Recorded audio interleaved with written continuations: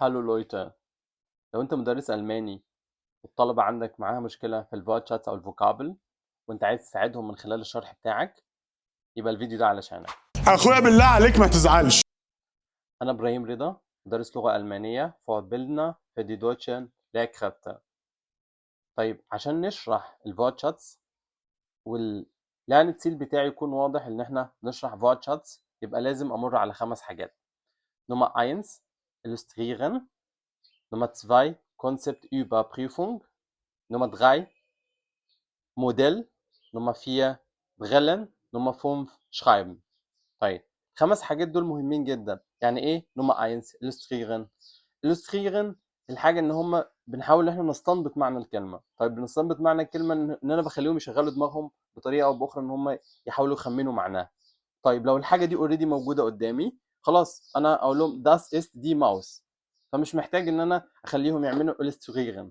طيب لو احنا الحاجة ديت محتاج مثلا اوصفها ومحتاجين نعمل illustrieren، يبقى ممكن تنقسم ل5 حاجات. ان انا ممكن ساعات بيوصلوا ل8 حاجات، ان انا ادي لهم الزونونيم، او ان انا ادي لهم الجيجن تايل، او ان انا ادي لهم الديفينيشن بتاع الكلمه، وهكذا. طيب نمرة 1 قلنا illustrieren. نمرة 2 Konzeptüberprüfung. طيب احنا بنتاكد كويس جدا ان هم فهموا الحاجه ديت عن طريق ان انا بعمل كنترول فراجن. طيب مش معناها ان انا بقول لهم einverstanden فهم خلاص einverstanden، لا احنا لازم ان احنا نسالهم اسئله. يبقى عن طريق مثلا الكلمه دي معناها ايه، حتى لو هم قالوها بالعربي مش مشكله، اهم حاجه ان هي واصله لهم بشكل او باخر يعني.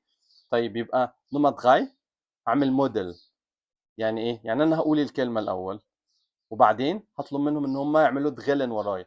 طيب ان هم يكرروا ورايا، طب ممكن دي ميتشن يكرروا. نتكلم على تقسيمة الناس كلها، يبقى الكلاس كله يقول ورايا. طيب دي يونجن، وهكذا. يبقى احنا بنتكلم على تقسيمة الكلاس من خلال ان هم يكرروا الحاجة دي ورايا. طيب بعد ما عملنا دغيلن هنخش على حاجة اسمها شرايبن، نكتبها بقى. حلو جدا. طب لو انا كتبتها وخلاص، لا انا لازم اكتبها كمان بالارتيكل بتاعتها عشان تبقى واضحه جدا. ولو ليها بلوغال فورم يبقى برضو اكتبها بالبلوغال فورم. طب لو ليها بيتونونج، يا سلام جدا بقى لو انا استعملت الماركر ولونت الحاجه اللي انا محتاج اللي عليها بيتونونج وركزت عليها قوي وخليت الناس ينطقوها متختموس، وكان الدنيا بالنسبه لهم تبقى لذيذه جدا.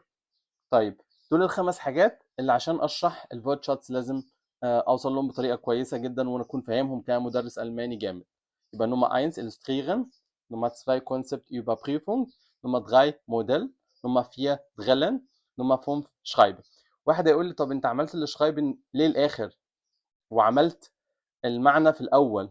ازاي ان هم يخمنوا المعنى بتاعهم؟ ليه ما يشوفوش الكلمه الاول؟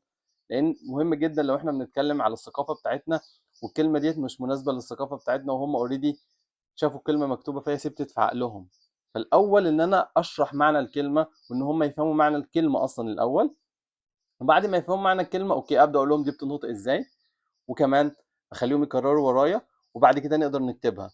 انما الطريقه اللي انا اجيبها بالعكس دي مش هتبقى اصح حاجه، ومش هتبقى نموذجيه بالنسبه لنا. وكل الثقافات حتى لو احنا بنتعامل على هندي انجليزي برضو بيبقى نفس الطريقه كده.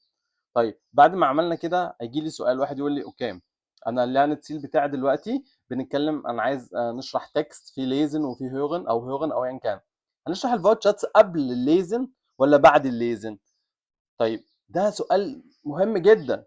يبقى نمرة 1 احنا بنسأل نفسنا امتى قبل الليزن والهيرن يبقى لازم اشرح هنا الفوت شاتس الاول. ليه؟ لانهم هم يقابلوا تكست فيه كلمات غريبه جدا اول مره يشوفوها، ولازم اتاكد ان الاوفجاب اللي موجود تحت يعني هيعتمد على الكلمات دي ولا لا. يعني مهم جدا ان انا اشوف الحاجه دي. طيب لو الكلمات هحتاجها في الاول عشان اعمل لها توضيح للاهم الكلمات اللي موجوده في التكست او حتى في الهيوغن، وبعدين اوكي يلا بينا ناخد التكست. طيب يبقى ده جزء مهم جدا. طيب لو انا اللانت سيل بتاعي اصلا فوت شاتس، فبدي لهم التكست الاول وبعدين بنهايلايت بقى او بنعمل ماركيرنج على الكلمات اللي احنا محتاجين نشرحها النهارده. يبقى لو اللانت سيل بتاعي ليزن او هيرن هياخدوا الفوت شاتس الاول. طيب لو الحاجه الثانيه هنعمل عندنا اللانت سيل بتاعي فوت شاتس وهشرح فوكابل، يبقى خلاص يبقى انا هديها لهم بعد ما يشوفوا التكست ويعملوا ماركيرنج ويعملوا تخمين للمعنى بتاعه. لو انت عايز تبقى مدرس الماني جامد ممكن تواصل معايا وازاي تكون تشرح كل الخطوات دي، ازاي تشرح جراماتيك، ازاي تشرح فوتشاتس، ازاي تشرح شرايبن، ازاي تشرح هيوغن. هيبقى عندنا الراوند الجديده ان شاء الله تبدا قريب، وهكتب لك رقم التواصل هنا تقدر تسال فيه عن كل التفاصيل. تشيز او بيدا زين.